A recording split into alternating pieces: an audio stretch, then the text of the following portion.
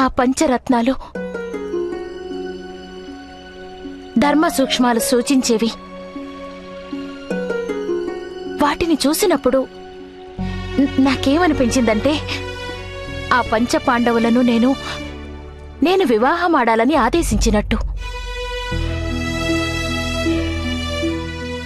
గోవిందా, వాస్తవంగా ఇది ధర్మమని నీవు ఆమోదిస్తున్నావా?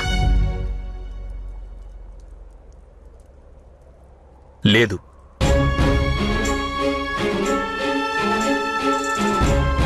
ఏమాత్రం లేదు.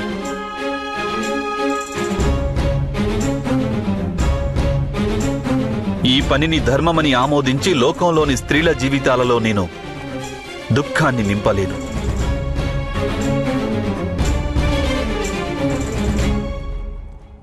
ఇది అధర్మమే.